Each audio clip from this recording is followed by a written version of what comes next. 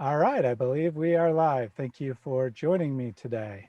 Today I have on Io, a rising Christian apologist. He's young and hungry and he's putting out some great content already. His channel is The Third Apology. He's been at it about 6 months and he's already got 20 something videos out. I've checked out a number of them and I highly recommend the content. His channel is kind of similar to mine in that it's a mix of classic Christian apologetics and some videos about Islam. He has some videos addressing anti-Trinitarian arguments, outreach to Jehovah's Witness, stuff like that, and a few on some analysis of current events. So a nice mix of material there.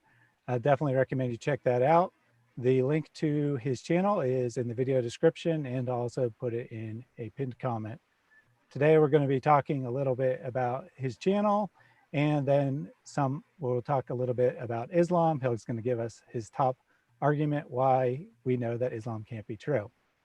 Before we get started, let me just open us in a quick word of prayer.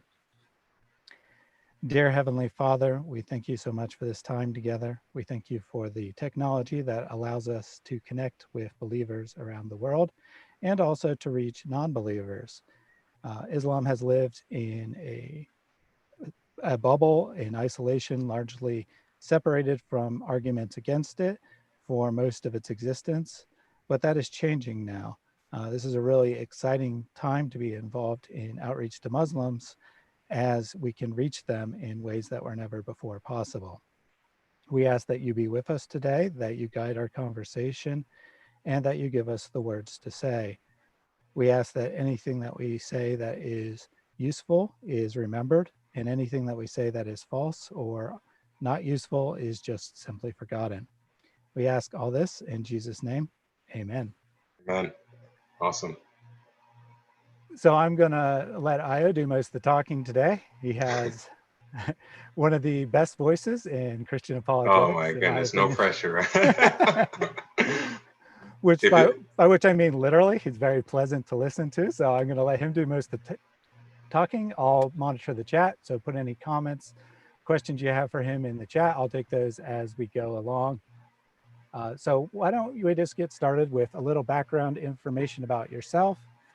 How did you come to know Jesus as Lord and Savior? Awesome. Yeah, I was just laughing at that because I had a commenter the other day. They commented like, "Oh, I could listen to you all day and stuff." I'm like, okay, so, but yeah, it's interesting. So just a bit about me, as Thaddeus said, my name is Io. Very easy to mess up, but yeah, it's AYO, and I'm 20 years old. And basically, I guess if I could just give a quick rundown of my testimony, I've been a Christian. I want to say earlier since before I was 15, but when I was 15 was when I definitely had that kind of like defining moment where I could point to and say, okay, that was where I truly, repented and surrendered my life to Christ. But even before then, I had so many different seeds of things going on within my mind and just within my life that definitely led me to where I'm at now. More or less raised in a Christian home, but it was never anything too intensive. If I would have become an atheist or whatever, there wouldn't have been much backlash in my house just because that just wasn't the atmosphere here. But I still was a very just creative, intellectual and adventurous kind of kid. And ultimately that led me to, it's funny though, because even though I knew there wasn't much emphasis, to be a Christian or to be one way, within my family, even like when I would go to church, I would still pay attention. And the reason I'm getting all jumbled up is because I even remember like just having debates with kids like in elementary school regarding like religion and things like that, as crazy as that sounds, like is there a God? Is there life after death and all these things?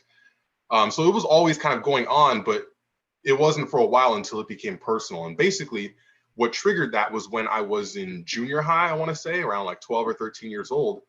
And it must have been 8th grade science class. Had a pretty good time. And when we got to the astronomy unit, I was over the moon about that, pun intended. There was a time when I used to want to be an astronomer. I had like a telescope and everything. That was my thing. And I still do love it. I love studying that type of stuff. But it was my introduction to that field that I started to hear, this difference of opinion regarding whether or not there truly is a God, whether or not we are intelligently designed versus, are we just some cosmic accident? And that's basically what exposed me to, I guess, my first dive into apologetics, because when I started asking myself those questions, even though I was by no means, a devout Christian. I mean, I was 13 and I wasn't really concerned about much of that at that age. I still was paying attention enough in church to know that what I was hearing in the classroom versus what I was being taught there didn't exactly coincide. And so it at least led me to start asking those questions, where I started to ask myself, okay, does God exist? Are we really just cosmic accidents? Is there a creator? Is there life after death, etc.? And that was basically my introduction to all these things. Obviously, with apologetics, one question just leads to another. And eventually, I came to conclude that, yes, God does exist and he is real. And the reason I say I don't feel like a time came until I was 15 when I actually surrendered to Christ was because I knew it all intellectually, right? If you would have stopped me in junior high or early high school and been like, hey, do you think God exists? I mean, yeah, I could have given you reason after reason. I would have debated you pretty hard on it, in fact. But in terms of, my personal walk and, me actually surrendering to him, there just wasn't, I want to say, yeah, more likely than not, there just wasn't much of that going on until when I was 15, I heard a message from my church where, fittingly enough, they talked about Nicodemus in John chapter 3 and how, he was the intellectual and he knew all of these things. He knew enough about Jesus to say, hey, this guy's different, but yet he hadn't actually submitted to him. He hadn't actually been born again.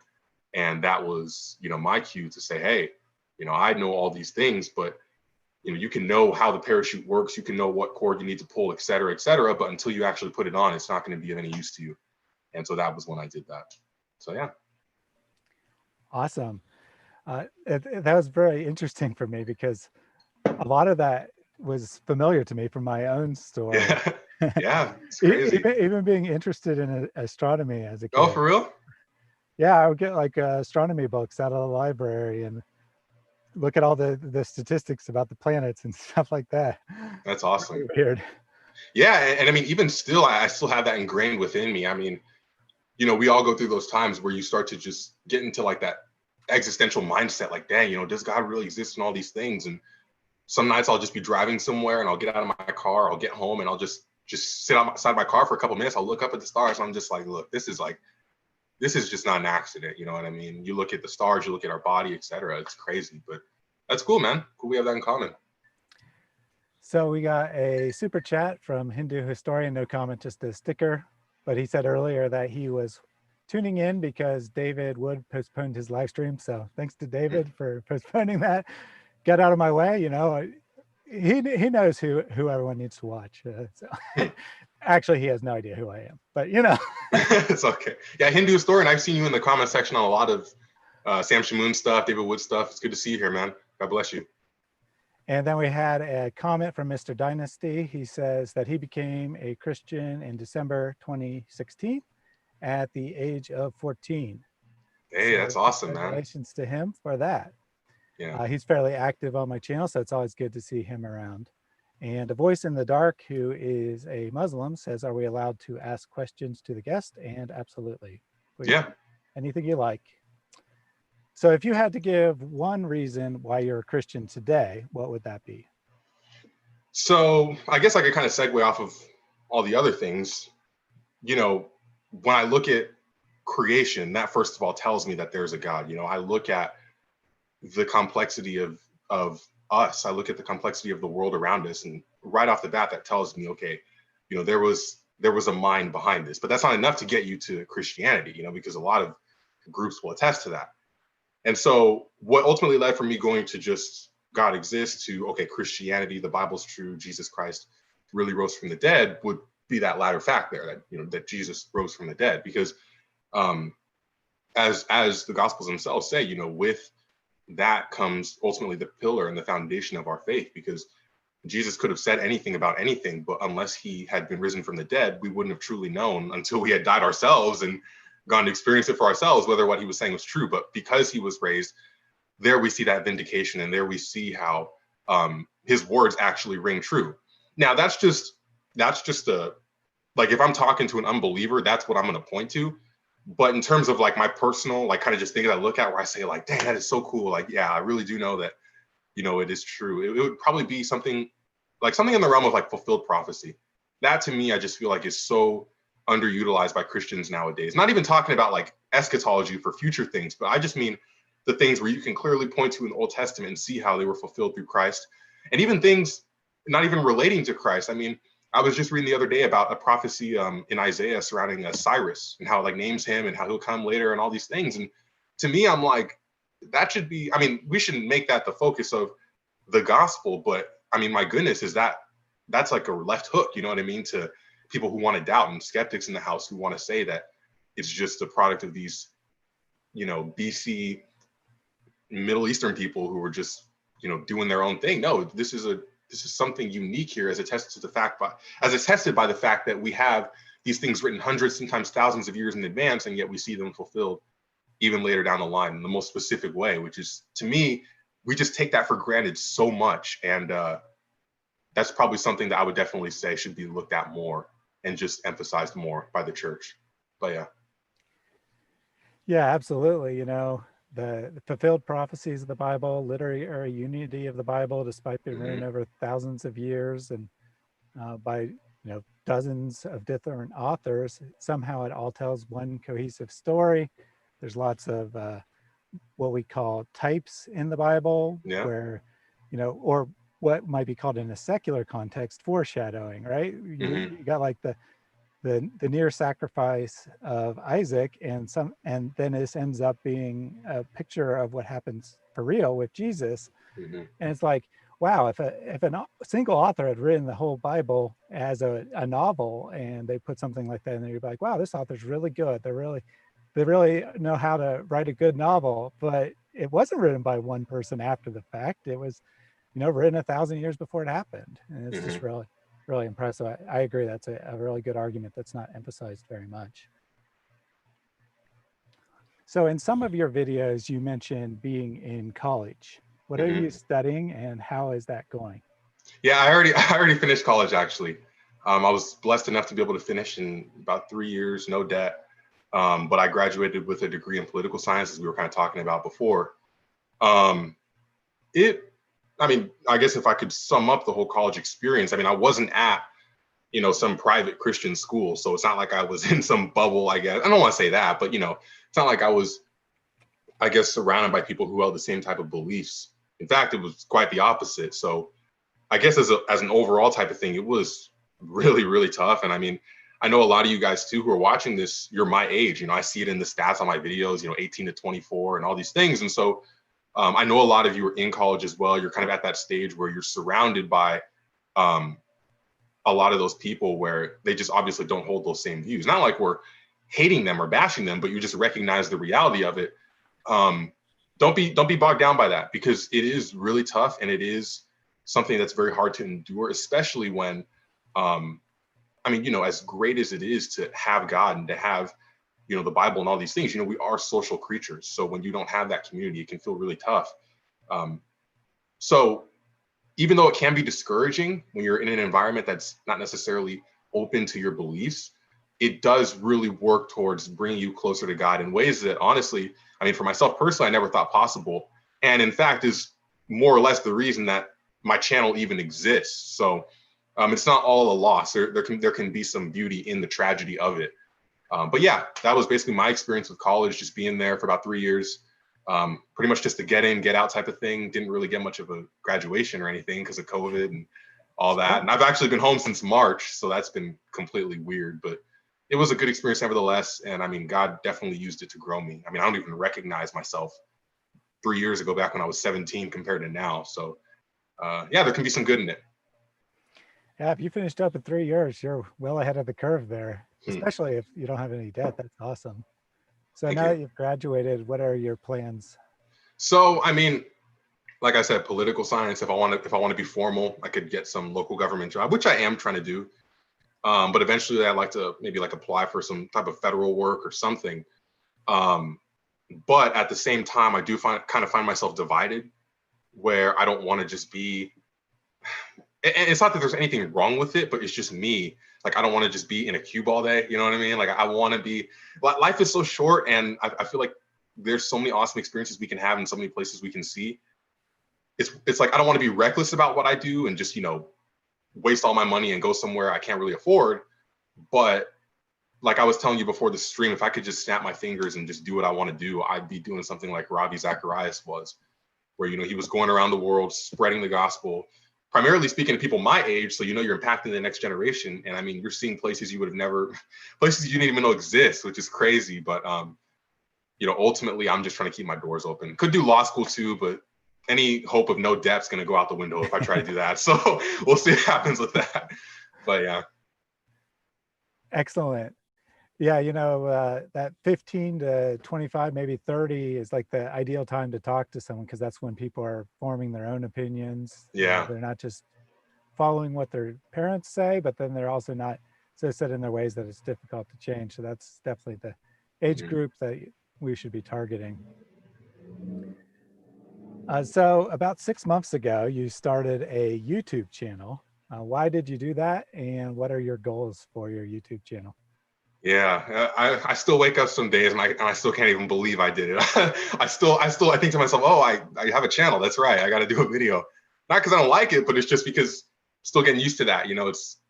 Most of my life haven't even had to worry about these type of things, and now all of a sudden I've got these people, wanting stuff from me, and that I'm talking to and connecting with because of it, and it's been a huge blessing. But basically, yeah, just to go back to the whole college thing. I mean, that was how it was essentially born, because my environment I was in, like I said, pretty hostile to the things of Christianity, pretty hostile to, biblical values. And it makes it hard to have that strong social net. I mean, I would talk to people, no doubt, but in terms of having that strong group I could go to and really just be sharpened by, it just really wasn't there unless I was going to church every weekend, driving back.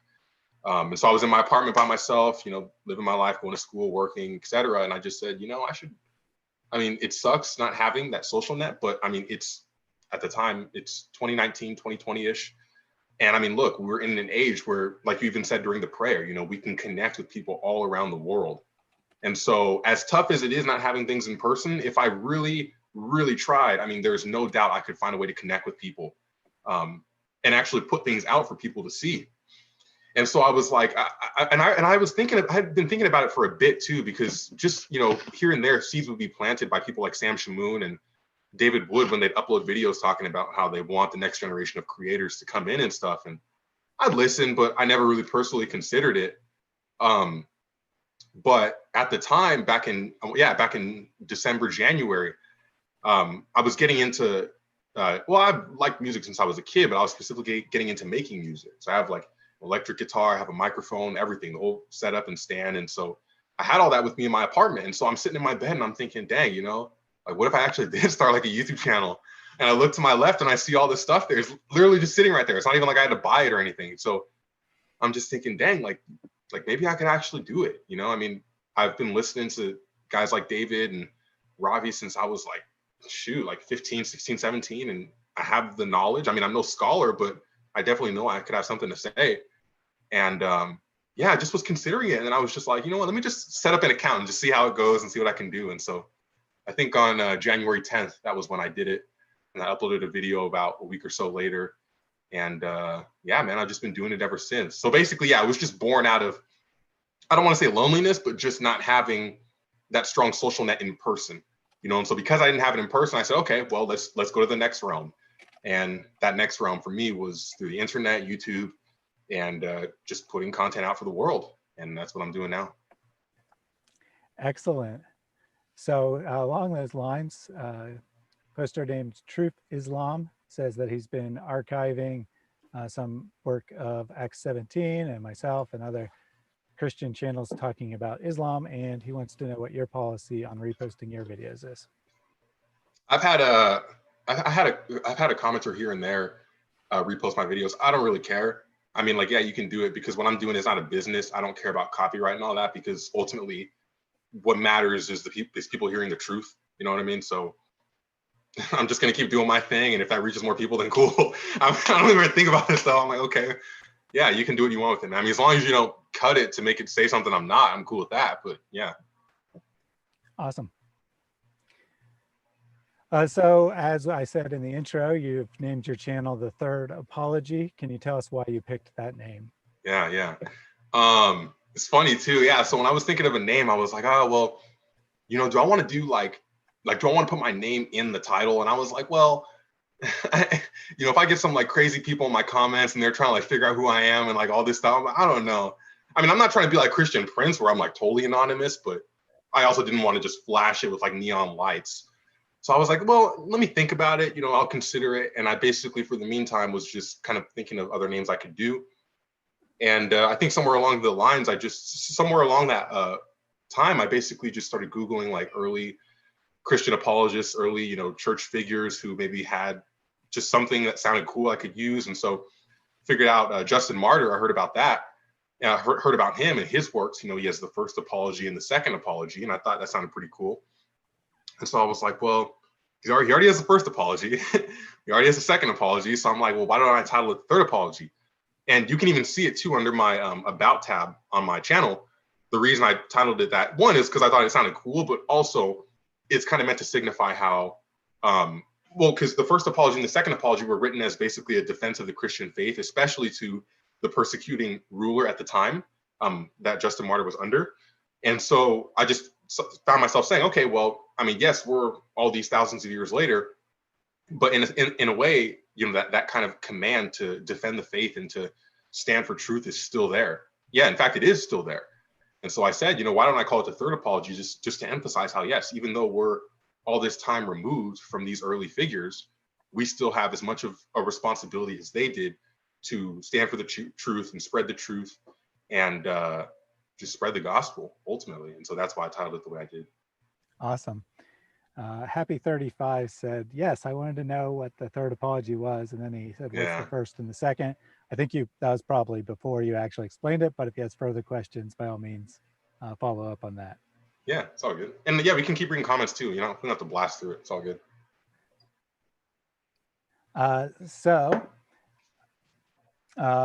As I said in the introduction, your channel is kind of a mix of Christian material and some polemics against Islam.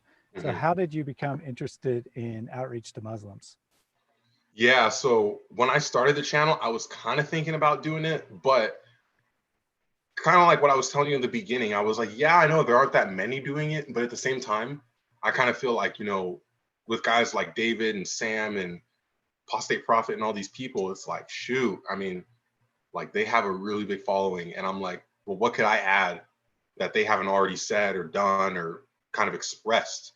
And so it's not that I was like, I'm like hard no, I'm never going to talk about it, but I don't know, like I wasn't like, a bull in the gates ready to start talking about it immediately. Which is why even like with my first few videos, you don't really see that until like kind of later. And basically the reason I ultimately at least started to include some of the videos about it on my channel was because my church actually had an event where it was emphasizing outreach to Muslims, and David and Sam and Jay Smith all came down. I couldn't even believe it. This was like September of last year. And so they came down. I'm like, oh my goodness. And this is before my channel, but I mean, it was so awesome being able to see them and talk with them. And so this is actually kind of crazy. This is actually a pretty crazy story. So I go to that event, and I mean, I had a great time, and at that time, I didn't personally know any Muslims in my life. Maybe like, a few through social media, but that was about it. Nothing, no one I was actually really cool with or talking to or anything. So I go to that event, and prior to that event, I had been going to the gym, and I met this guy there, and I was working. This is a whole story, but it's gonna be cool. Trust me, it's gonna be cool. So I'm working out at the gym with my buddy, and we're doing squats, and this guy comes up to us and he's like, hey, can I try doing a few squats real quick? And we're like, yeah, sure. And he was telling us like how he had gotten into like an accident or something, a car accident, or he got hit by a car. Yeah. And he seemed pretty cool. So like, we chat here and there, and I would see him at the gym a lot, and eventually we exchanged numbers and we got a few workouts in. And so I go to that event, fast forward, and I go to that event at my church, and then like no more than a day or two later, he and I are texting, and he tells me out of nowhere that he's a Muslim. And I'm like, whoa, like, that's pretty crazy. Like right after that event. So I had all those points and all those things kind of fresh in my mind. And I was a little scared. I was definitely like, I still remember how I felt too when he said that. And I was like, well, I know I got to give him the gospel, but I was like, I'm kind of like, this is a little intimidating. because he's older than me. He's like in his 30s. So I'm like, dang. But I just said, you know what, forget it. I'm just going to do it. And yeah, I gave him the gospel, and like I laid out the whole thing to him, and he was super gracious, super kind. And yeah, I mean, he was just asking me question after question, not like in a hostile way. Like, he was genuinely curious. And we talked, and he came to church with me not too long after that. And we did the altar call, and yeah, like he accepted his hand to raise Christ. I mean, to accept Christ. So he accepted his hand. He raised his hand to accept Christ. And you know, that to me, I feel like was definitely the first drop in the bucket where I said, like, dang, you know, because I mean, since I've been a Christian, 99% of the people I've interacted with have been like militant atheists. You know, that's fine. I mean, that's just my friends. That's our generation, my Gen Z. So that was kind of what I was accustomed to, you know, a lot of deep philosophical questions and things like that.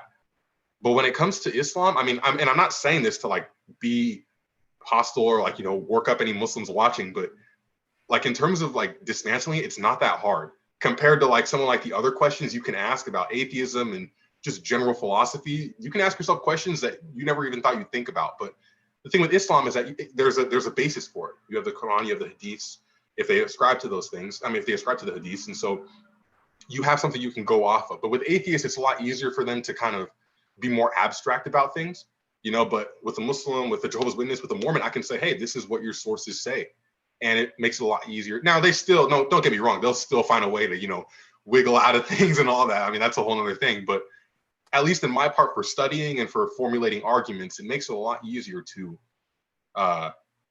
just definitely take head on. And then at the same time, I thought to myself, well, you know, even though I'm more interested in atheism and these type of things, you know, there's no, you know, you don't see the kind of effect that, you know, that these Islamic states have in the Middle East that atheism does, you know, where people are losing their lives and being persecuted and all these things. And so I said, well, you know, maybe there could be some use in talking about it just to at least create some doubt and stop the persecution and stop, you know, the spreading of this religion, not because I don't like the people, but because of the ideology itself. And so that was ultimately the tipping point for me where I said, okay, I think I'm gonna start talking about it. And what I noticed was that a lot of the arguments kind of cross over. You know, a lot of the arguments that Muslims make are the same ones that Jehovah's Witnesses will make or that Mormons make. And even in some cases, atheists too, but that's a bit more rare. So that definitely kind of made the transition a bit easier, but I still have a whole lot to learn. I mean, just because you got to study the Hadiths, you got to study the Quran, you got to study, you know, the scholars, Tabari and Ibn Ashaq and all these people. So still doing that. Still a lot of ways to go, but I'm enjoying it nevertheless. Yeah, that's actually a really awesome story. It's kind of providential timing there that you just starting to get interested in Islam, and suddenly you meet this Muslim, and you see yeah, and we still talk. He loves the channel. Yeah, we still talk. He's cool. So yeah, I mean that's pretty awesome. So along those lines, a little while ago, our Muslim friend, A Voice in the Dark, asked, how long have you been studying Islam, and what made you decide to speak against it? So you kind of covered a little bit of that, but yeah. So again, this is part of what made the transition easier for me. Even though I started my channel in January, I've been studying it, and I don't want to. And I guess I don't want to say, like, when I say studying, don't think like I have like an entire bookshelf of things about Islam and all these things, you know, dedicated to this topic. But what I mean is, you know, since I could say probably 17, yeah, I've been listening to people like David J. Smith, reading some of their stuff. I didn't find out about Sam Shamoon until a bit more recently relative to them. But for the last few years, I've been exposed to many of the most popular and common arguments against Islam, as well as their, you know, arguments against Christianity as well. So I already had a lot of it in my system, but this year was when I've really been starting to dedicate myself to actually, you know, knowing the sources, looking at what different scholars have said about things, and getting into that. But there's just so much to go through, and that actually that can't be the daunting part, because there are times, you know, when I said it's easier to talk about Islam because there's like a source you can go to, there are times when I just want to go, and I don't want to say go back as if I have to choose, but you know, where I just think to myself, man, like atheism is so much easier because it's just philosophy. You know, you can read philosophers, don't get me wrong, but a lot of it is really just the mental kind of gymnastics that you have to go through, the mental steps and the logic behind arguments, as opposed to actually looking at sources and all these things. So that can be kind of overwhelming at times. But the best thing I found is just to take it one topic at a time. So if you want to talk about Aisha, you look at sources surrounding that. If you want to look at Quran preservation, you can talk about that, or the satanic verses, or whatever it is. And that's the thing, there are a lot of different things to choose from. So that's just kind of how I've went about it. Yeah, I mean, that's actually really good advice. A lot of times Christians have this idea that they got to learn all the arguments, No, whether they're dealing with atheism or Islam or yeah. whatever. They got to learn everything, get it all down, and then you start talking to people. But Oh my goodness. Yeah, you're gonna lose your mind. You're gonna lose your mind. yeah, Because absolutely. yeah, I mean, because I've been, like I said, I've been into apologetics since I was 13, and I still find myself, I can literally go down a rabbit hole just with like one topic, and it can get like straight up frustrating just because you find yourself studying and studying. And I'm not even talking about Islam. I'm just talking about just general, questions. And there are some topics where it's like you can read source after source from people on both sides and still find yourself just deadlocked between, things, and you'll lose your mind. You have to just take it one at a time, and that's enough. Yeah, definitely. Just start with what you have. Ask lots of questions if you're talking to someone in real life, and if it's online, don't be afraid to look stuff up. You don't have to know everything off the top of your head. Mm-hmm. So DHC21 said also mentioned Christian Prince as a source of knowledge for Islam. Mm-hmm. Yeah, he's cool. I found out about him recently too. Yeah, and I'll definitely give a shout out to my friend Islam Critiqued. He's putting out Yeah, I should have said him. material. Yeah, my bad. Oh, but that's the great thing about this is that there's more of us starting to get in this now. 5 years ago, it was probably like David and two other people or something. Yeah. We're doing it. So this is a great time to get involved in this. The tendency for Christian apologists is to be like, oh well, I got to concentrate on atheism. That's our Mm-hmm. main opposition, and of course we need to talk about atheism. We need to talk to atheists, but atheism represents like 6% or 8% of the world population, Yeah.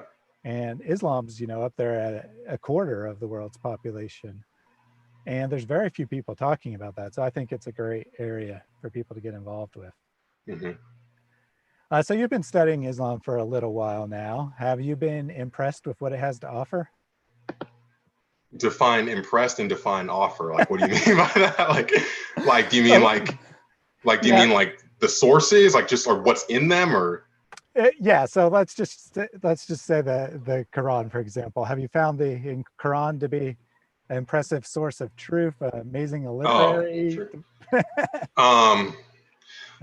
Literarily, I mean, I think it's. I mean, I'm like a huge like writer. Like I like lyrics. I like that type of stuff. So I mean, and this is actually an important point I think we should make. David and Sam last week, and I'm sure you know about it. They had that Muhammad week, and there was that one kid, and a lot of them were kids who were coming on, that's a whole other thing. But there was this one kid who was talking, and he just got decimated the whole video. And I'm not saying that to be snarky, like he did. Like Sam, like just had him at every corner. He wasn't going anywhere. And by the end of it, and the kid was humble enough to even say, like, oh yeah, like I was wrong about this, and I completely respect him for that. So he can go keep studying and keep doing what he feels is leading himself to the truth. And the important thing that I noted from it was that towards the end of it, when he was basically just kind of giving his closing remarks, he was like, well, I still believe that this is true. Like, despite every argument that had come against him, he was just like, well, I still think this is the truth because, I just have that peace in it. And I just have so much like I see the beauty in it and all these things. And I actually can see what he's talking about, not in terms of the content of Islam, but more so the kind of atmosphere it creates. When you hear the call to prayer, over the megaphones, and you see Arabic, the way it looks, it's a beautiful language. You go inside the mosques and you see the intricacies of the inside of the building. Many people get drawn in by those things, and it's enough to basically just give them that serenity that they feel they need. And then they just completely, so then when you show them like the sources and all these things, they just don't even want to hear it. In fact, even in college, my freshman year, I took a religious studies class, and this is crazy because I had a professor, the professor of that class, she was, you could hear her bias against Christianity all the time. Like she would always be making these side comments about Christianity and Jesus and all this stuff. And I remember we were talking about Islam at one point, and she was like crying over like she was saying like, oh, like, you know, the sound of like the prayers is so beautiful and stuff. And I'm just like, I mean, I kind of agree. Like, I can see how the sound is appealing. You know, I've been to Israel. I've heard it myself. But that's not enough to be able to base your whole eternity off of, you know, that. So I only say all that just to say that when I've studied the Quran, when I've studied, you know, these things, I can see the appeal in the external side of it. But I think that that's intentional, because the second you peel back the surface, you're going to see all this crazy stuff. And then it's like, oh, what is this? You know? So when studying it, yes, I see that, and I see how people are attracted to it. But I got to I always have to keep myself alert in thinking, okay, well, that's not enough. What does it actually say about salvation? What does it actually say about humanity and who I am and how I can get to heaven, or whether or not God even exists? So when we get into that realm, when I first started studying, I could see a lot of the kind of typical talking points that you'd see, you know, and I'm sure you've heard this a lot. Oh, you know, our God is no different than your God. You know, Muslims speaking to Christians, you know, we both believe, you know, well, they don't even say that, but, you know, our God is one and all that. I don't even want to get into Tawheed and Trinity and all that, but, you know, they'll say like, oh, you know, our God is all powerful, all these things. Allah just means God in Arabic, you know, so I would see a lot of that kind of conventional cliche stuff.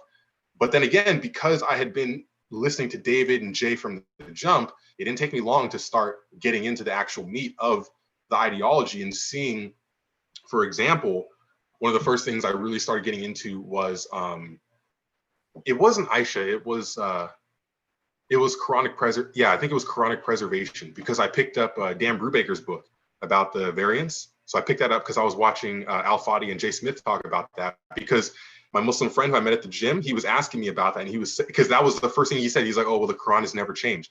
So I started getting into that, and I heard about Brubaker's book, and I was going through it really good. And so that was the first topic I really started to dive deep into: Quranic preservation, you know, the akhraf and the qira'at and all these things. And just Uthman burning them, and, you know, the verses eaten by a sheep and all these things. So that was kind of like my first thing. And when I started to see that, that was when I said, okay, if they've been, and this was even before all of the Yasser Qadi stuff, you know, so I was like thinking to myself, if they've been so adamantly flaunting this idea that their Quran hasn't changed, you know, with one dot or one letter or whatever, and yet we see all these sources and all these lines of evidence saying the contrary, and if this is one of the most foundational of their beliefs, then, like, my goodness, what is there that I mean, not me, but, you know, they aren't being told. And so in that regard, I was not impressed by it, because it was something that if anyone was just genuine enough to seek out, they could have honestly found. It's not like this is something you got to be in some secret society to access. So when I saw that and saw how easy it was to see the variance and to see how, you know, it's changed, and yet still see how strongly, you know, that talking point about perfect preservation is trumpeted by the Muslims, it was definitely just more disappointing than anything, because I said to myself, well, this information is so easy to access, and yet they haven't even looked at that. We're probably not going to have much of a better discussion in other areas. Now, that doesn't mean I won't have it. You know, I'm not going to write every Muslim off, but that alone was enough for me to perk my ears up and say, okay, well, what's going on here? And then once that was done, I started getting into Aisha, started getting into that, started getting into Muhammad's morality, his character, you know, the caravan robbing, the jizya, the sucking on boys' tongues, all these things. And that stuff was not, I don't want to say I was surprised, but it made me appreciate Christianity, if that makes sense. Because, like, as much as I love giving the gospel and, like, you know, sharing the truth, I don't like studying Islam. Like, I don't like having to read about these things constantly. It's kind of draining, and it kind of messes with you, you know, when you have to hear about this person doing these things constantly. And I was just like, I mean, yeah, it's kind of funny, you know, you will get a good laugh out of it. But then when you start to think about the ramifications and how there are actually people in the world who are taking him seriously and, you know, crucifying children and throwing gay people off of rooftops and all these things, it's like, whoa, you know, this is not even a matter of am I impressed or not. It's just like, whoa, like, this is serious. And, like, it kind of makes me glad I'm actually talking about this, you know? Yeah, definitely. You raised a lot of good points there. The first one you raised was kind of that people are drawn to the community aspect of Mm-hmm. Islam, and you know that's true. I've watched several conversion stories of people who converted to Islam, and that's something they always mention. And we see that same kind of thing when we're seeing why people convert to, say, Mormonism. Like, well, the community is really great, people are really nice, and well, kudos to them for that, but that's not really enough. This is your religion here. It's not just a social club. You should probably be pursuing what's actually true and not just who has the nicest people. So then you kind of went into that, and you said that uh, you, when you started looking at the actual truth aspects of it, you found it quite lacking, definitely. And then lastly, you touched on how having conversations with Muslims, it can be disheartening. I definitely have experienced that. I mean, I do a lot of conversations online, and it's unfortunate that 90% of the time the person just wants to play games. They have no interest in the slightest hint of truth.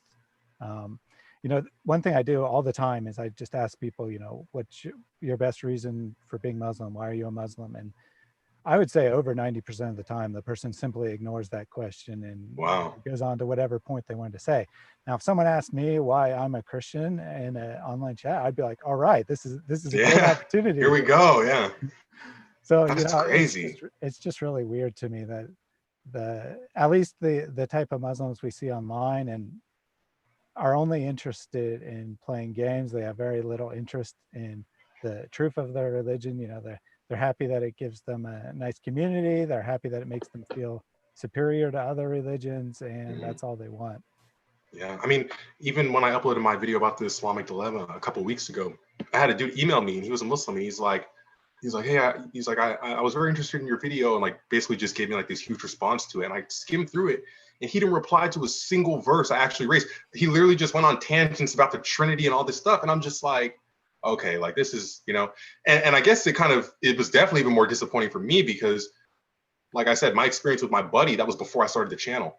And that was what ultimately led to me. That was what led to me talking about Islam. So I don't want to say I was expecting all Muslims to be like that, but I was definitely riding high from that. And then it just brought me down, and if I'm sure there are cool Muslims out there who are willing to talk and be civil. And I commend those people, I commend those people that are always willing to be civil, even with atheists. Because like I said, the majority of the time, even still now, I talk with atheists. And so I know how that can be, where it's like they just want to play games and tap dance. They tap dance so much they should be on Broadway. But, whenever it happens so much that whenever anyone's willing to be sincere and to just be civil and honestly consider what you're saying, even if they are willing to just say, hey, you know what, that's a good point, I'll go off and I'll think about it, I respect that person way more, even if we never come to terms on anything. Yeah, definitely. I agree 100%. A little while ago, Islam Critique said better late than never, Islamophobes, for I suppose mentioning his channel. But I think he means better late than never, Islamo-critiqued phobes. Just saying. Islam Critique, I love your channel, man. You're doing really good stuff. Very professional. So we have a comment from Allegation Hunter, which appears to be a Muslim, not a name I've seen on my channel before, but thank you for tuning in. Is this going to be you two showing us how Islam destroys Islam, or are you talking to each other like kids for 3 hours? Well, if you've read the video description, you would have known that the first half was going to be an introduction to the third apology. I mean, it's only in the video title and all. But we're about to get to that, so don't worry. We got some good material on Islam coming up. But before we get to your main argument against Islam, I did want to mention the Trinity. This is one thing that comes up a lot when talking to Muslims. They either say the Trinity makes no sense, or they say Jesus couldn't be God, one of those two things, kind of the same point from a different angle. So your first video you ever made presents a rather unusual argument for the Trinity. How about you tell us about that argument?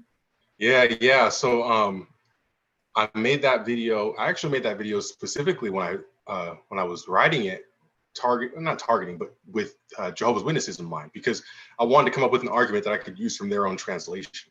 And so it was crazy. I actually met a guy at a church event who he witnesses to Jehovah's Witnesses, Muslims, Mormons, and everything. And he gave me a tub full of books on their stuff and like how to refute it.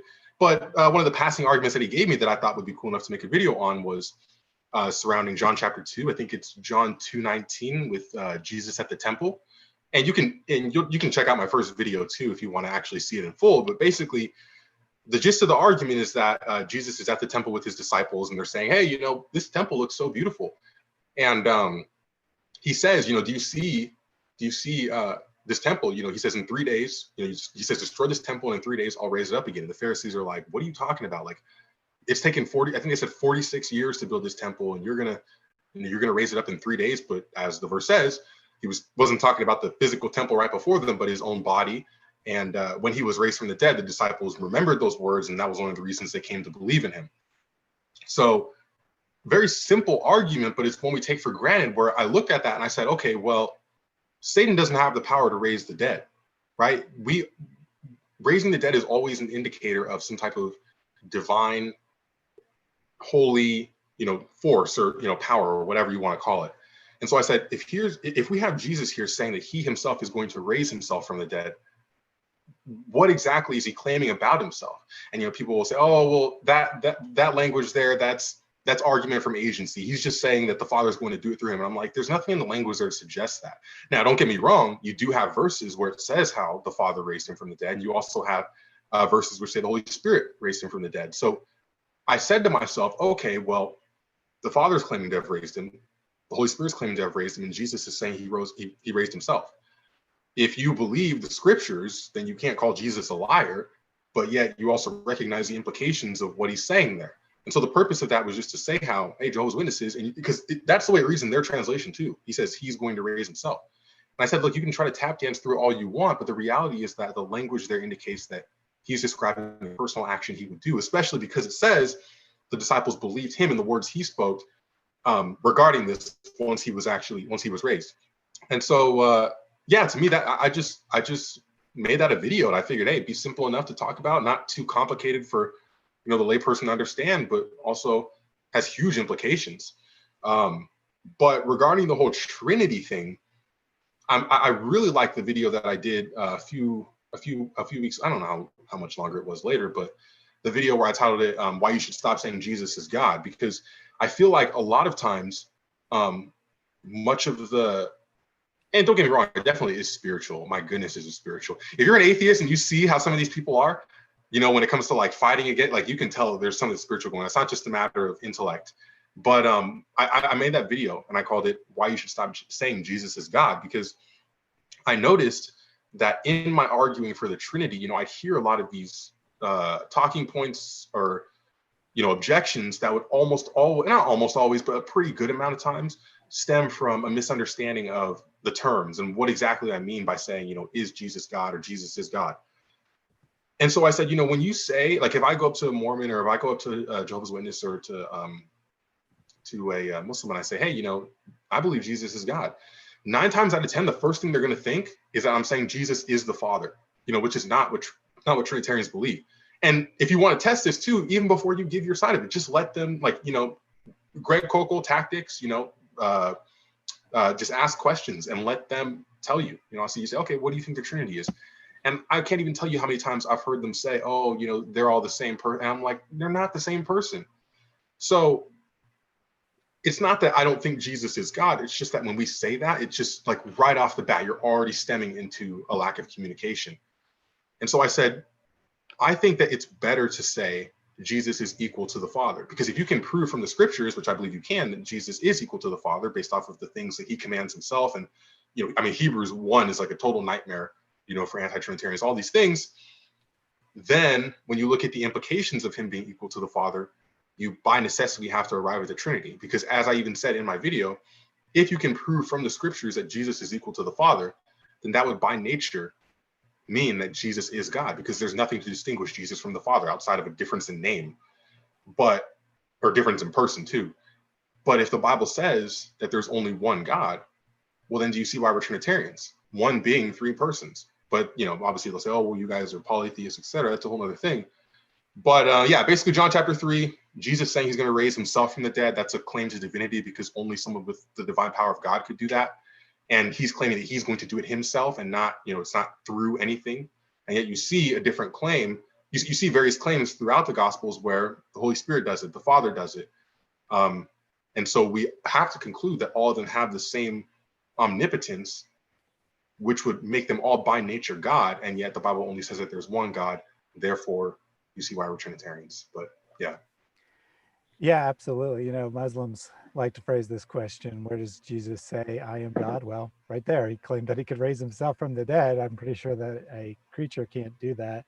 Of course, there's Mhm. numerous other places where he claims the divine attributes. Well, And they want I'm God, worship me in those exact words. So I just say, okay, well, where did he say I'm not God, don't worship me in those exact words? And it's just, yeah. yeah, I mean, Ugh. it's obviously a game. If those exact words were there, they would pick some different set of words, or they would say, well, that part's corrupted, or, Mhm. whatever. It's clearly a game. But the serious way to answer, of course, is to show that Yeah. Jesus takes all the attributes of God. Yeah. And your argument would be an example of doing that.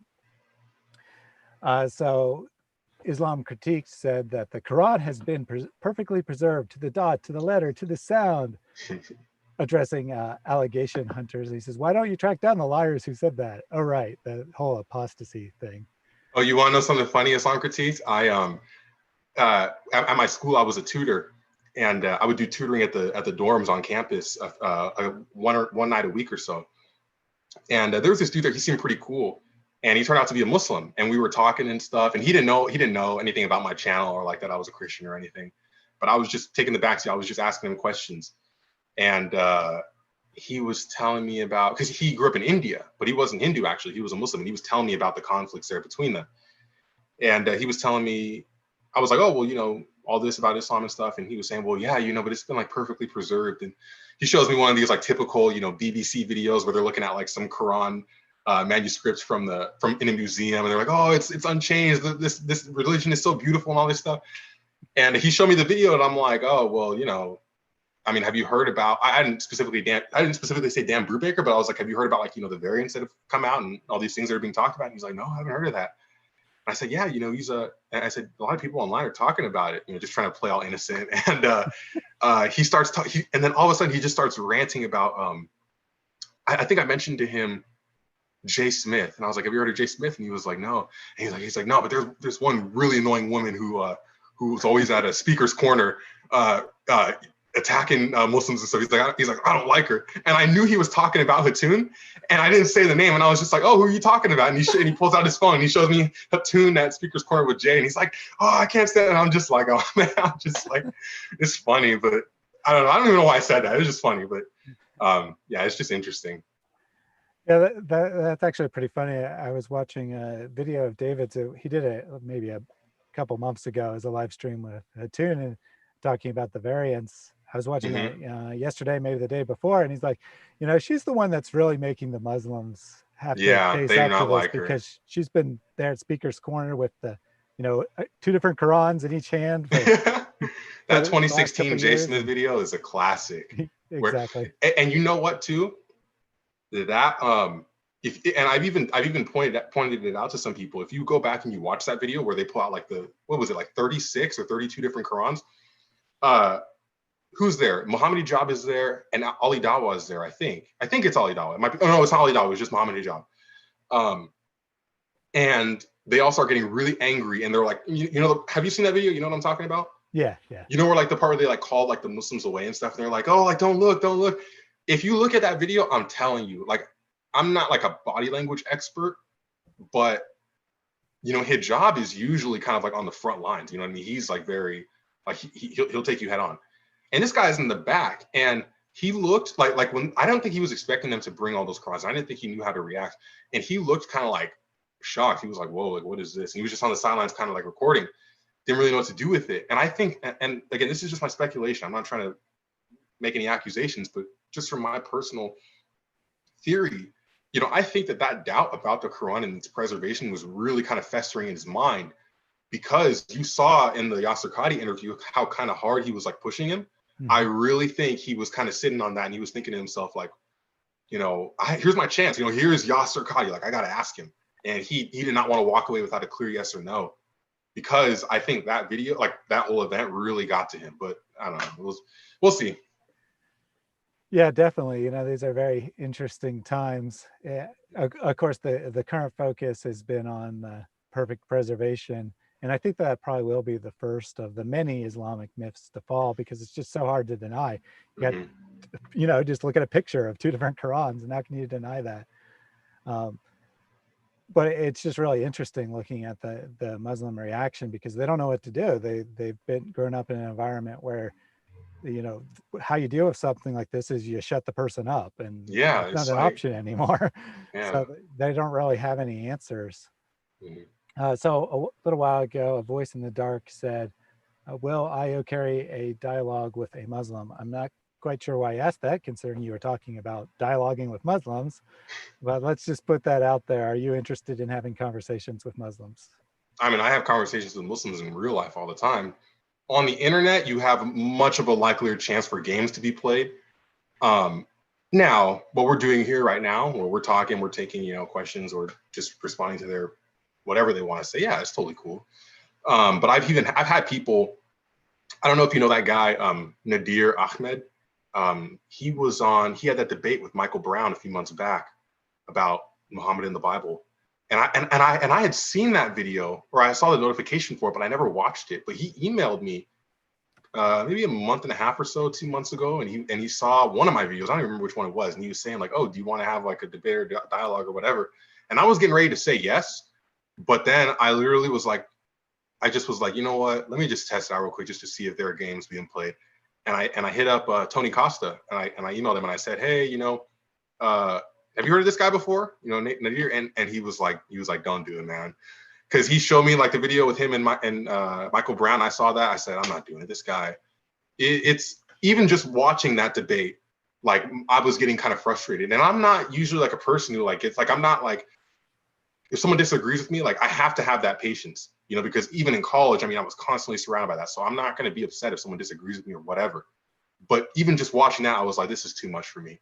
And so I respectfully just said, you know what, man, I'm okay, but thanks for the invite. And he got kind of mad, and he was like, oh, I see you don't want to engage in all these things. It's like, no, it's not that, but it's like your actions have repercussions for the future. So if you're gonna act like if you're gonna act rude and if you're gonna play games and tap dance and do all these things, that doesn't mean you're just gonna always have a platform to talk with people. I want to talk with the people who are gonna be civil, who are gonna be legit, and who are not gonna play games. I'm not saying they have to agree with me. Of course, that's the point of the whole dialogue. But when you start putting out things that people don't want to take, how are you going to honestly expect to keep seeing people want to engage with you? You know what I mean? Mm-hmm. Definitely. So I just was.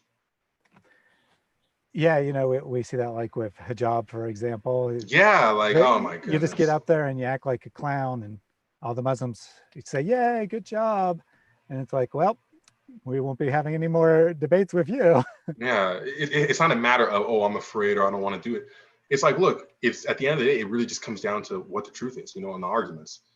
But I know how they have a history. Well, again, not all, hashtag not all, but many of them have a history of just acting like that. And it's just kind of disappointing because, forgive me, but I expect more from the Muslims. I expect more from them. I expect them to be professional. I expect them to be, just more serious about what they're doing. Because many of them, I know many Muslims personally, and, they're really nice people, really cool people to talk to. But, I just don't believe that they have the truth in terms of their ideology. And so, of course, that's something that we can just sit and talk about. But in all seriousness. Yes, well put. So we have Sir Knuckle in the chat. He's a regular on my channel, and he says, I watched the third apology too. And he says he discovered your Hey, channel from the comments of Acts 17, which yeah, is I've been actually how promoting. I discovered your channel. So Yeah, there you go. That it really, is so hard to build from the ground up. So I just literally comment on your videos and I promote it, and it works. It works a decent amount of times, but like my goodness, the algorithm is just so against me. If I upload, my goodness, I get nothing. But it's picking up slowly. yeah. I mean, it doesn't have any data when you're just starting, so it has no clue whether it's good or not. Hmm. It needs, hundreds of people watching it to see if people are liking it or not, and it takes a long time. That's one of the main ways I got subscribers when I was first starting out, was, just every video I watch, I would leave a comment on, and then, uh, I didn't necessarily know where the people were coming from, but, I'd get 2 new subscribers or 3 new subscribers. And then every once in a while, someone would say, I saw your comment on such and such channel. Yeah. And I'm like, all right, I know it's working. And then like if I had stuff to do and I didn't comment for a week, I'd notice the number of new subscribers was way down, so I knew that was where it was coming from. Hmm. So definitely keep up with that. It's a good strategy. So Alpha Beta said God the Father, God the Son, God the Spirit is like water in solid form, liquid form, and gas. And I just wanted to get your thoughts on whether Christians should use that argument or not. It's a for effort. I'll say that. But hey, I'm not going to sit here and act like I know how to perfectly explain it either. Um, Really good video I'd recommend would be Inspiring Philosophies. I think it's called The Trinity Explained or something like that. But he has a video. Just type in Inspiring Philosophy Trinity, and he does a really good job at explaining it, because what he basically says is, hey, God operates on a higher plane of existence than we do. And so for us, it's impossible for us to fathom the idea of one being and yet multiple persons, just as it's impossible for us to fathom the idea of an eternal being. Now we can talk about it, we can write it down, we can know what we're saying, but in terms of truly being able to know it, like by experience or however you want to put it, we can't. And on one hand, many people would want to say, oh, well, because it's confusing, then I can't believe it. But on the other hand, to me, that actually emphasizes the reality of it, because it shows the gap between us and God and how we're not just on the same level with him where we can understand everything about him. Please don't think that that's a cop out. And I'm just trying to say that so I get out of not having to explain it.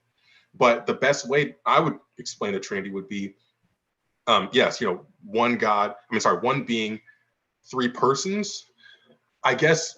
And so what it really comes down to is swapping out the word persons with some type of synonym that would make it more explanatory.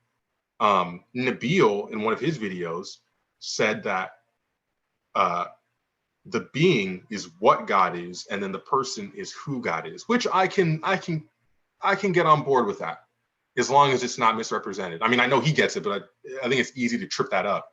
I've heard people say it's one being, three minds, which is, that's interesting.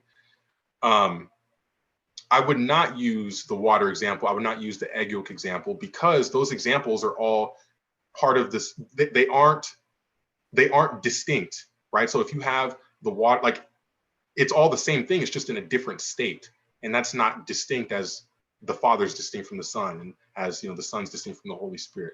It does come close, but yeah, I just don't like those examples, because I think by nature God is operating on a higher plane of existence, and so therefore there's just going to be a realm of that we can't understand. Actually, too, and this is like super philosophy, like nerdy stuff, but some of you might like this, so I think it's kind of cool.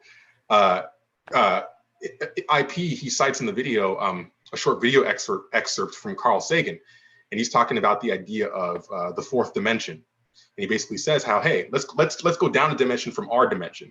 So we live in the 3D world, and let's say there's this world called Flatville, and it's only 2D.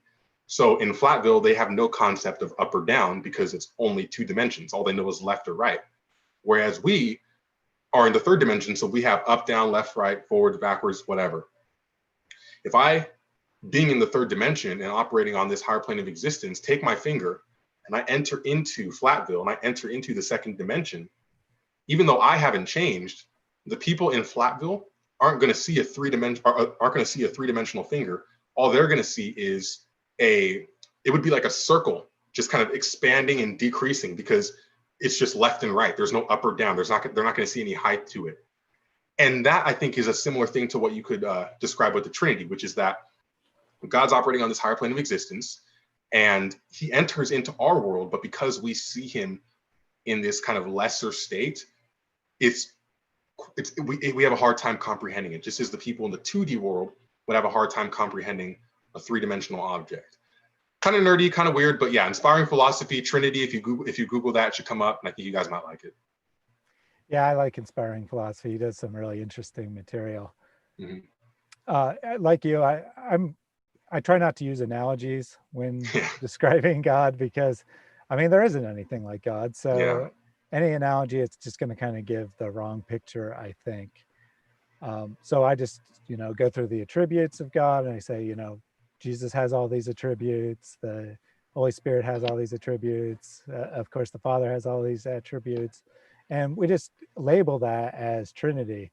And then the other thing I like to say is, we don't know what it means to be three persons in one being, because we don't know anything exactly like that, but we can clearly see that things have different numbers in different categories all the time.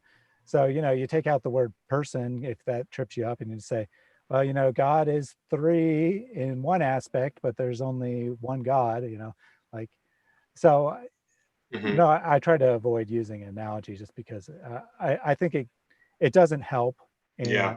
and it can give incorrect doctrine if you're not Yeah. careful about your The best thing is just to just use exegesis and just let the scriptures speak for themselves. Not understand it, but if you recognize, hey, this is what the scripture is teaching, then even though I don't understand it, like the Trinity, I understand that that's what it's teaching.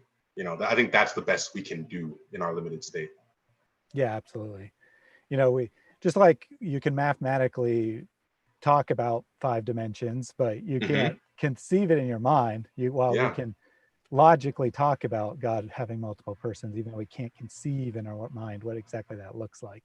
that's a great point, man. So Andrew Martin said that Islam is the perfect pagan religion. You lick a stone, you throw stones, you run between stones, you run around stones, and when you're tired, you walk around the stones. So, what do you think of the pagan elements in Islam? That was actually one of the few things I remember learning about and actually kind of just stopping and being like, whoa.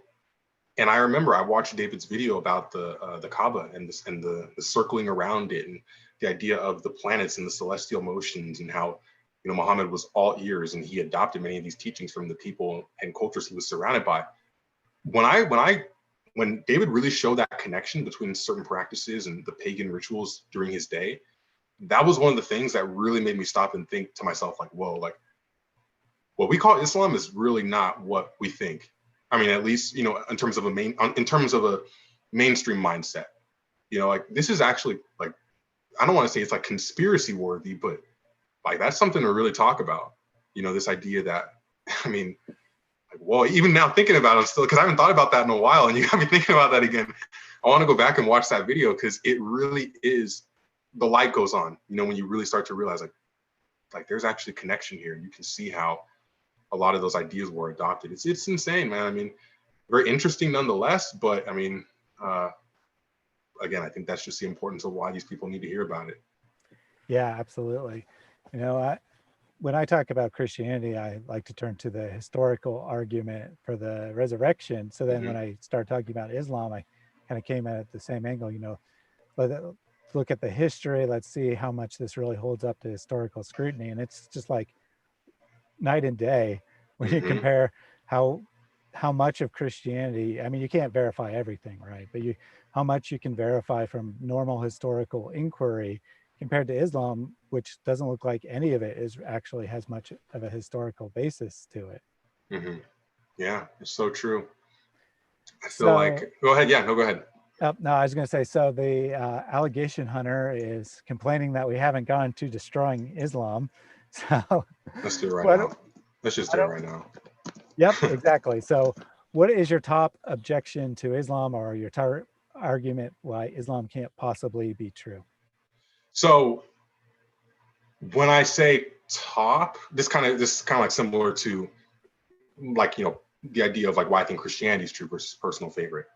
So I think the best argument has to be Islam's own elevation of the Torah and the Gospels. Now, that doesn't mean there are other arguments that have way more, I guess I could say, scholarship behind them, way more discussions surrounding it.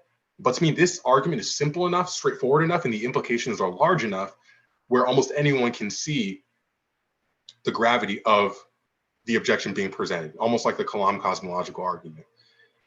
And basically, what this idea of the Islamic dilemma is basically how in the Quran we see an elevation of the Torah and the Gospels to a level where they stand in judgment over Muhammad.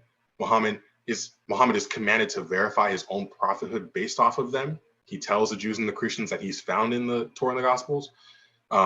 He tells them to go to the Torah and the Gospels to judge and all of these things. And so, I mean, on one hand, you'd expect that because it's only a few centuries afterwards. But on the other hand, when you recognize I mean, how explicit the Torah and the Gospels are about people like Muhammad, about ideologies like Islam, you realize it's about one of the worst things they can do in trying to verify their own ideology. Now, I made a video about this. It's like one of my last 2 or 3 videos. So if you want, you can check it out. But again, all we can do is just look at some of the most conventional verses surrounding this. So if we look at Surah 3-4, it says that he has sent down upon you, O Muhammad, the book and truth, confirming what was before it. And he revealed the Torah and the gospel. So right off the bat, we see there that the Torah and the gospel are revealed by Allah. So this is something that's divine from the get-go. It's not just, some men writing something, but in fact, we see how Allah was personally involved in bringing about the Torah and bringing about the gospel, and as the Muslim will say, ultimately leading to Muhammad. But recognizing the implication of that, many Muslims will obviously say, and I can even tell you too, but when I'm done running through this argument, I'll tell you too, I just gave the gospel to a Muslim from college a few weeks back, and she was not having it, but I'll kind of tell you how she reacted to all this. But right after that, we have Surah 18:27, where it says, "And recite, O Muhammad, what has been revealed to you of the book of your Lord. There is no changer of his words," meaning Allah, "and never will you find in other than him a refuge." So right off the bat, Torah and the gospel are revealed by Allah. Torah and the gospel are his words. None can change Allah's words. So that right there already gets rid of the argument that, the Torah and the gospel that he was talking about then was, a different version than what we have today. Because I've heard them give this objection so many times, but none of them hold water, because you can't escape the clarity and the straightforwardness of the verses. And even more so, it has major implications for their own ideology as well, because these are the same people that will say that, and yet in the same breath try to use the scriptures to prove that Muhammad is prophesied in the Bible, or try to use the scriptures to prove that God isn't a Trinity, or whatever it is. Like, if you want to play on our level, you can't deny the validity of our scriptures. And yet that's exactly what they do in an attempt to try to have their cake and eat it too. But they can't do that. And so if we keep going, let me see here. We have another verse, Surah 7, verse 157. It says that today this mercy is for those who follow the Ummi prophet, whom they find mentioned. So the prophet, Muhammad, whom they find mentioned in the Torah and the gospel with them. It is they who shall prosper. So again, because we have manuscripts from this era. It's not like this is some bygone time where everything that we have from this era is lost. I mean, shoot, we have the Dead Sea, regarding the Old Testament, we have the Dead Sea Scrolls from, BC, and they're virtually the same as what we have today. So that right there already gets rid of the Torah. And the Torah alone is enough to condemn Muhammad and Islam as a false prophet and Islam as a false religion. Perfect example of that would be the whole issue of a prophet like Moses, and how, Muslims often try to point to that to argue that Muhammad is the prophesied prophet who would be like Moses. Again, we're not even going New Testament, just from the Old Testament, which we know is the same as what they had then. You can argue that Muhammad is a false prophet. So right off the bat, they're already in deep water. If we keep going just a little bit more, it says that in Surah 5:47, "And let the people of the gospel judge by what Allah has revealed therein. And whoever does not judge by what Allah has revealed, then it is those who are the defiantly disobedient." So how can they judge by something that's corrupt? How can they honestly expect to come to a strong conclusion, a legitimate conclusion, if they don't even know if what they're reading is legitimate, if they don't even know if what they're reading is truly from Allah? But then again, what are the implications of that if Allah's words can change? Does that mean he's not all powerful? Does that mean he couldn't preserve his own word? Again, they tap dance, they try to squirm out of this, but they can't reconcile the straightforwardness of the verses. Now they'll try to talk about Surah 279. I can't even remember what that verse is off the top of my head. But you have guys like David who literally made a video going through every letter of the alphabet as to why 279 is not about the Bible and all of that. And he literally ran out of letters in the alphabet to do. So it's, to me, there is such an intellectual price tag that one has to pay in order to not even reconcile, but just continue in Islam despite what the Quran says. We're not even going to the Hadiths, right? We're just looking at what the Quran says, the revealed word of Allah, allegedly. And to me, that alone is something that is so accessible, so straightforward, and that gets so clear that it's something you can present to Muslims, Christians, if they want to evangelize or whatever. I even had a guy in my video when I did it. He said this was the thing that led to me leaving Islam. This was the thing when I looked at it that led to me saying there's there's a dilemma, and that's what I would say. I have a few more verses, but that's pretty much the gist of it. Yeah, we see all these verses in the Quran that speak very highly of our scriptures, and the only ones that they can cite as being against it are like, when you look at it in context, it's clearly people misinterpreting the scriptures. And yeah, I mean, that's what they say about us when we talk about the Quran. So are they saying that we've destroyed the Quran, we've corrupted the Quran by talking about it? I mean, it's just really silly. There's just such a lack of consistency. And again, I'm not saying that to be snarky, because I come from a background that's way more steeped in philosophy and all these things. And so when I just started seeing the lack of consistency on their part, it really just made me think like, this is insane. I mean, the mental gymnastics that they have to go through just to try and justify this. And yet, they expect us to believe in Islam on the basis of our own scriptures, despite, I mean, I can tell you where Muhammad is mentioned in the Bible, in Galatians 1, where he appears, let him be under God's curse. But outside of that, and maybe a few other false prophet verses like that, but outside of that, you don't see it there. And yet, you have guys like Shabir, Ahmed Deedat, all these people just, I don't know. It's just really something to me.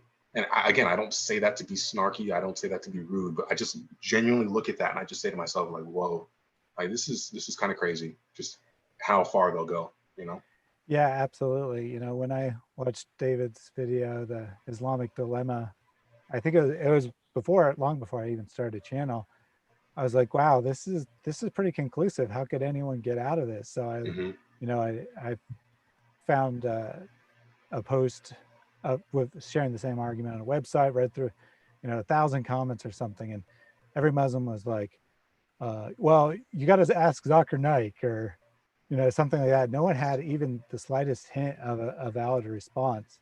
Yeah. And then the other thing I discovered is that there wasn't even a hint of this idea that the previous scriptures were corrupted in early Islam. Yeah. The earliest reference I could find to someone making that claim was like 1050 or something, 300, 400 years after Islam began, before they started to realize that, this doesn't really work. And I think that, the Muhammad or whoever was really behind the Quran believed what they were writing. They copied these things that they thought were scripture. You don't think it was a conspiracy? That's just, let's actually discuss that real quick, just like for the funness of it. Do you think like he knew like it was just a farce and like, he just was saying, oh, okay, this is my revelation? Or yeah, so I'm on the side that this Muhammad character probably didn't really have anything to do with the Quran.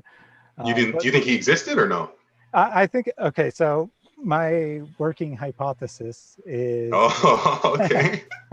that there was a war hero named Muhammad who had some sort of vague mission, maybe slightly religious, but primarily he was just uniting people, waging war. And then later on, maybe 50, 100 years after he died, he was mostly forgotten. People started, they needed an excuse to unite the Arabs to wage war. So they quickly cobbled together all these existing texts, added some stuff, anti-Christian stuff to kind of justify the war they wanted to wage against the Christians who were in control. And then, they just put it together real quick. They're like, we took some stuff from Christian scriptures, which turned out to be not the Bible, but, they borrowed them from these later sources that happened to be available in their language. And they borrowed stuff from Judaism, which they thought was the Torah, but was really the Talmud. And then they didn't really care about making it cohesive because they were just trying to wage a war, put something together real quick. And then they claimed that it came from this hero that people had a vague memory of, who was Muhammad. So that's my theory.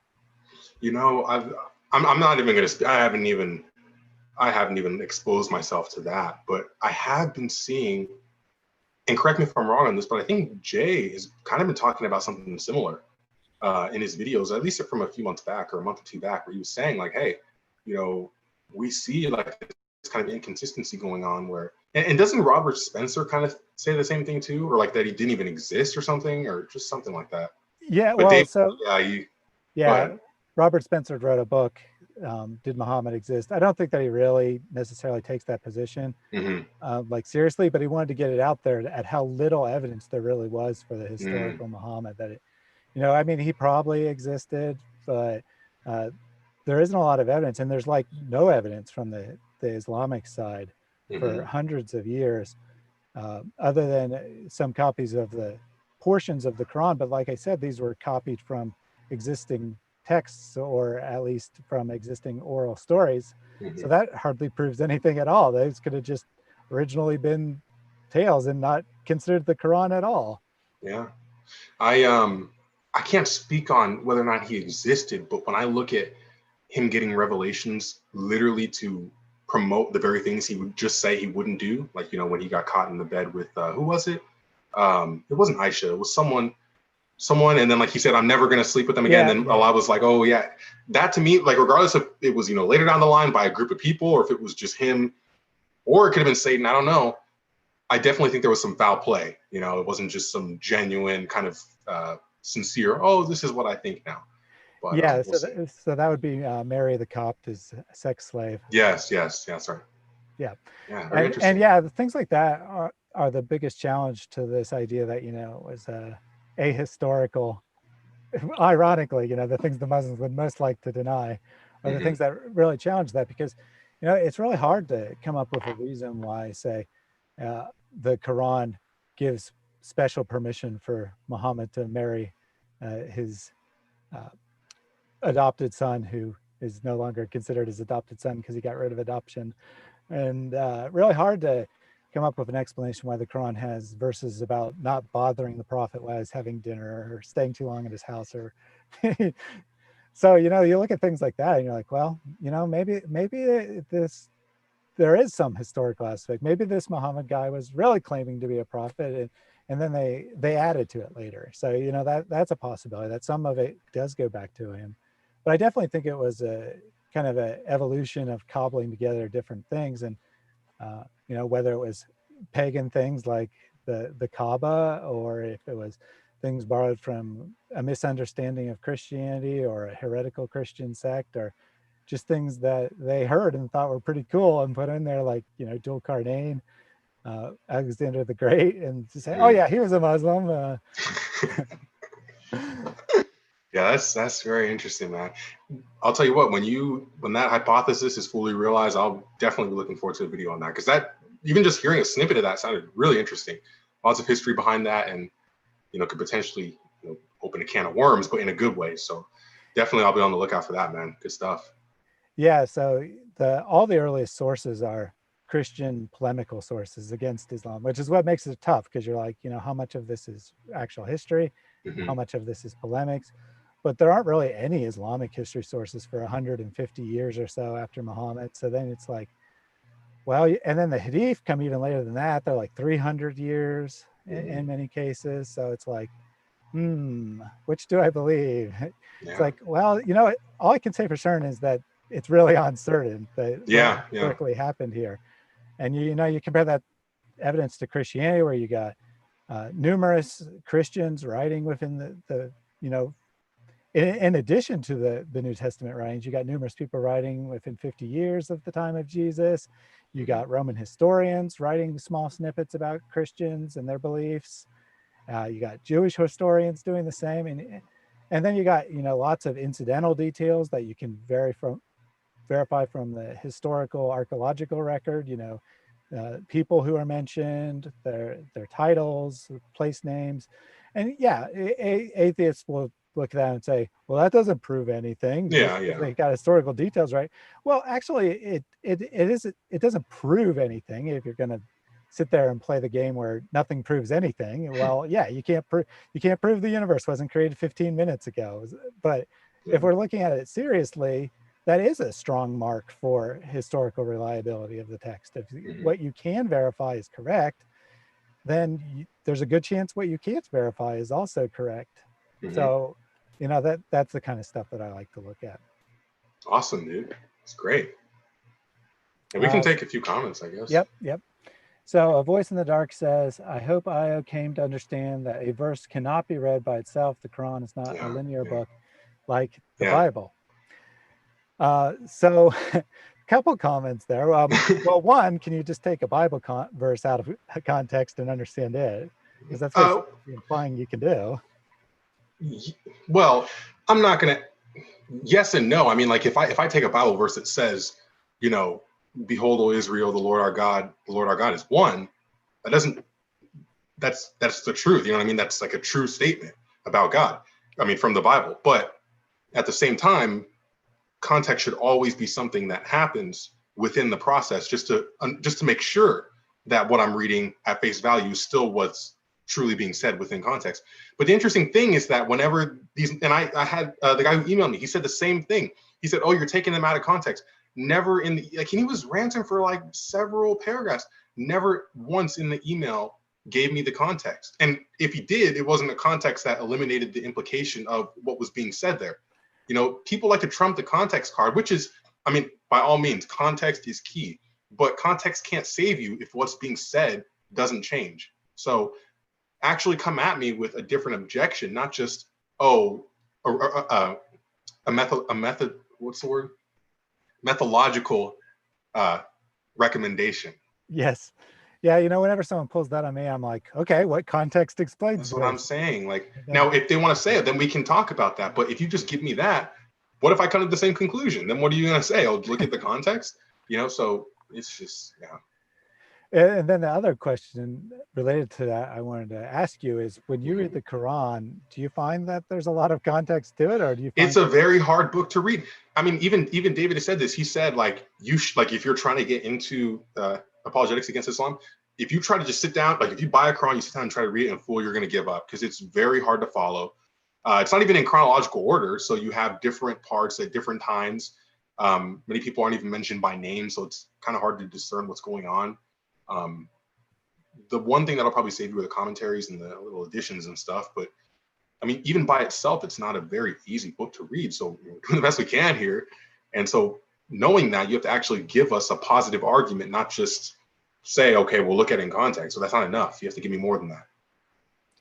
Yeah, I agree completely. When I try to look at the Quran and analyze it the way I would the Bible, it's like, Oh, well, man. that's not Man. helping any. That there's nothing here. It's just a random verse with very Yeah. little, if any, context. I mean, there are exceptions. There are some longer stories in the Quran that have Hmm. good context, but a lot of times it's just like, remember when Prophet X did thing Y, and that's the extent of it. It feels more like a quick diary where the reader already knows what happened and they don't want to rewrite it for themselves, you know? Yeah, and I think that's that plays in perfectly with what we see, that it copies from lots of sources, it's drawing Hmm. on an oral tradition. The original audience of the Quran probably knew exactly what the author had in mind when they Yeah. said, Yeah. remember blah blah, but we don't, because because we don't have that context, which isn't necessarily a huge issue as far as it being true, except that Muslims make the claim that it's the eternal word of God. It makes the internal claim that it's perfectly clear. Hmm. So how is the eternal word of God that existed before human beings existed telling people to remember stuff? And it's not like it just says remember and then explains what it wants them to remember. It expects them to actually remember something Hmm. that I guess they got from the previous scripture, those scriptures that are allegedly corrupt and unreliable. There's that consistency. So then his second comment was inconsistency only because people read a verse just like I did and expect it to make sense out of one verse doesn't work that way. So we kind of already covered Yeah, that. we already did that. Give us the context. Hmm. We haven't just read that verse. We didn't just go to uh, anti-Muslim website and pull that one verse and then start repeating it. We've actually looked at it for ourselves. I know that that's how most Muslims operate, at least the kind that leave comments on my chat, that they just see something on an Islamic website and they think that there is no context. So sometimes it's dishonest enough to like cut a verse in half, and it's like uh, when Jesus says, shoot, I'm trying to think of that classic example. Oh, the father's greater than I or something like Yeah, that. And they yeah, say, it's not. oh, well, there you go. It's not, I mean, many groups will use that, but it's the same thing. But you read That's, the second half of the verse, and it's like, so I do all the things that I see my father doing, and it's hmm like, or that's what I was thinking. Is you know, apart from the Father, I can do nothing. Yeah, yeah, yeah. And then they cut off there, and then the second half is, therefore I do all the things that I see him doing. I judge like he judges. I give life like he gives life. And it's like, yeah, that's actually a really strong claim of divinity. If you had bothered to read the whole verse. I remember that video from Merciful Servant when they said, I think it was in Isaiah. They said it prophesied Muhammad, and then they literally put the ellipses at the beginning and clipped out the part that said the Lord will be the one. It's just okay. Yeah, it's very interesting. But I got to go in about like 10 minutes or so. So if we want to just take some questions, we can do that. Keep going. If people have any further questions, go ahead and put those in the chat. If not, then we can just yeah. Yep. While we're checking just to make sure people don't have any further questions, I'll remind everyone that I will be on tomorrow for my weekly Bible study. Be looking at another favorite of Muslims, the portion of the gospel where Jesus first says that I'm sent only for the lost children of Israel. And then he calls a Canaanite woman a dog. Sounds like Sam Shamoon, man. So we will be looking at that passage among a couple others. The kind of the theme of the passages is the broadening of the mission from just the Jewish people to the Gentiles. And we'll see this in both the Old and the New Testament, which is, of course, actually the real point of that passage is Jesus says those things so that when the woman reacts the way she does, he can say, you know, you have better faith than anyone in Israel. This is how things are going, you know, that yes, in theory, the Messiah is sent only for Israel, but the blessings he has spill out to the whole world. And that's the real reason that that passage happens.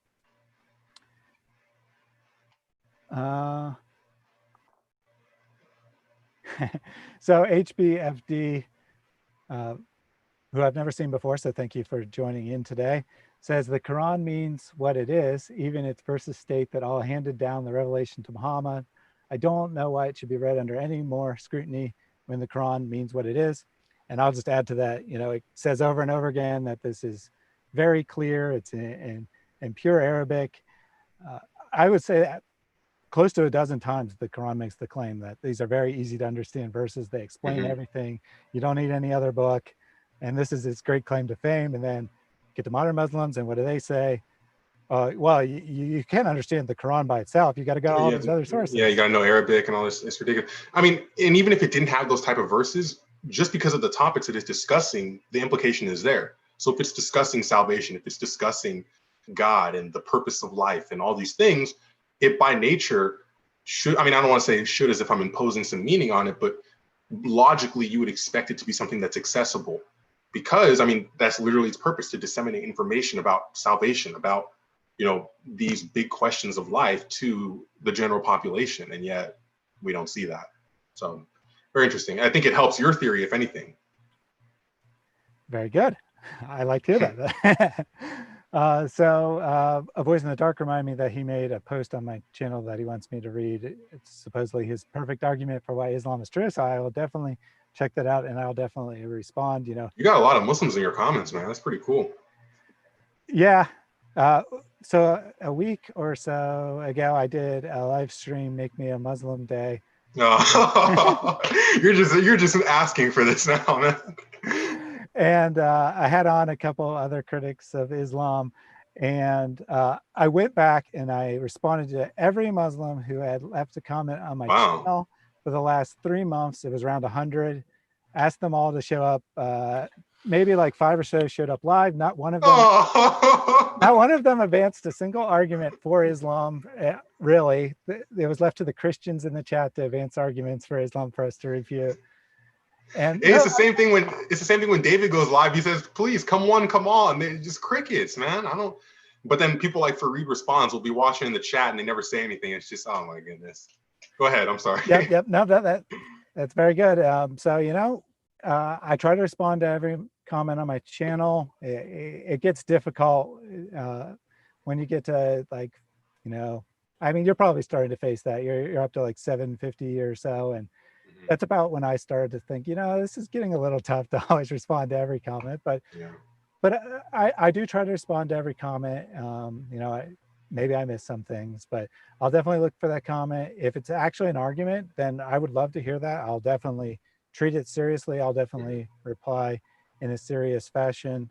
I don't have a lot of uh, Islam critique says I have an amazing amount of tolerance for trolls, but Patience. I can't do trolls, man. I can't do trolls. I mean, I'm not gonna get angry, but I just won't do it. It's just I have no yeah, patience. you know, I, I have a very analytical personality, so I reply like point by point, and then they just reply with something completely stupid. And Dude, I can't even tell you how many times literally where you do that and then they just give you like some, but what about what he said the father is greater than I? Like they just right. ignore it. And it's just like, okay. You know, yeah. But yeah, so everyone, thank you very much for tuning in today. If you haven't already done so, please check out the Third Apology. It does a lot of great content. I've watched, I'd say close to half of his videos so far, and everyone I've watched, I've really enjoyed. So check that out. Thanks, man. Link is in the video description. And tune in tomorrow for some Bible study. I may also go live with Lloyd, who's a regular on my channel, uh, this weekend to discuss some Islamic arguments against Christianity, kind of digging into some very early polemical material, which, believe it or not, makes modern polemical material actually look competent in comparison. Mhm. So look for an announcement on that. I'm not 100% sure whether that will happen this weekend or not, but it'll definitely happen soon. So thanks again for. Oh, can I say one thing real quick? Oh, yep. Yeah. You have the last word. Just because he won't, just because Thaddeus won't say it himself, but just wanted to say thank you for, this opportunity. Thank you for, just giving me a platform and just allowing me to come on and ask me these questions and, just help me to come alongside and sharing the gospel and speaking the truth. You're doing really good stuff, man. I did check out your channel once you reached out to me, and I mean, I see the patience, I see, all these things, and it's not easy because, I think to myself, shoot, if I'm if I'm this young and I'm like, having a hard time, you're in the field, you're doing it, and I really respect that, man, and I'll definitely be looking to you more for just that, just overall guidance and just support as I continue doing it. But God bless you, God bless your listeners, and yeah, be sure to check out the channel, and I hope you guys have a blessed day, have a blessed year through all this craziness. But thank you so much, and yeah. All right. God bless everyone.